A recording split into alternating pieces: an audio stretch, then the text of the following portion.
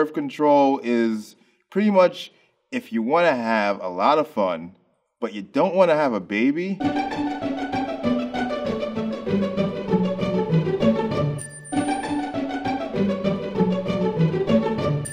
How would I gauge my own knowledge about birth control? I feel like I know, what it's supposed to do.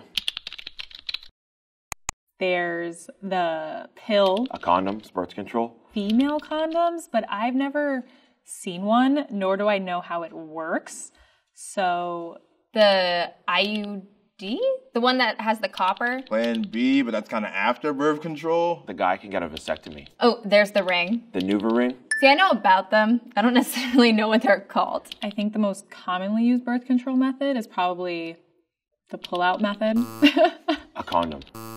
I think the like standard pill kind of birth control. I've never taken the pill, but from what I've seen from other people using it, you get some kind of package from your doctor and it's monthly, I believe. So they're taking it once a month. The pill, you take it every day. And then if you miss a day, then you're kind of playing with fire. It regulates your hormones so that when you ovulate, it tricks your body into thinking that you are already pregnant. I want to say it stops the egg from dropping. The hormones in the pill prevent ovulation. Therefore, no egg is released. I'm letting all my science teachers down. Is one of the hormones progestin? Progestin and estrogen are the two hormones in the pill. I remember estrogen. See, I learned something. There are not hormones in every single pill because you have the placebo week. During the placebo is when your period starts. Oh. Huh. 75% of women use the pill. For saying it's the most common one, maybe like 85%? 16% of women use the pill. Well, that was wrong. A hormonal implant, if I had to guess, I would think it's maybe a shot or something that the doctor is literally implanting into the uterus, vaginal area. This is the implant. I don't think it's that big. Those are legs. It's a little chip right here. No way. Seriously? That goes into your arm? The doctor inserts it. The implant is inserted just beneath the skin in your upper arm by your doctor. I think that could probably stay in your body for 60 days. The implant lasts up to 3 years. Why isn't everybody using this thing? It probably releases. I thought it was hormone blockers, but maybe it's that progestin again. That just kind of goes all over. Like Venom from Spider-Man. This is why I don't know things about women. The implant releases a steady dose of progestin, which suppresses ovulation, thickens cervical mucus, and thins the lining of the uterus. I guess it's like a super mini donut. So this is a really bad drawing of my hand. And then I went too large, so I think it's somewhere around there.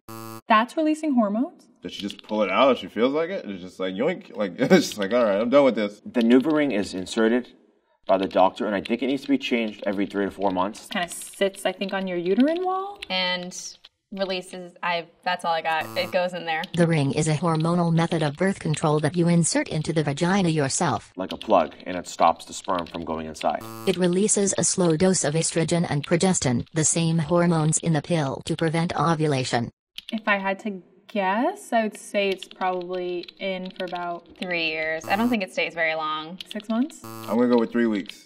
All right, 3 weeks. You keep the ring in for 3 weeks, then remove it for 1 week before inserting a new one. You will usually get your period during the 1 week break. So the birth control shot is a shot that you go to your gynecologist for? Probably in the arm it goes, and it puts... The shot contains progestin to prevent ovulation and thicken cervical mucus. And apparently it hurts like hell afterwards. The shot probably is good for like a year. I want to say 3 years. I think it lasts a long time. The shot is good for 3 months. It's a good shot. You put the patch on your arm?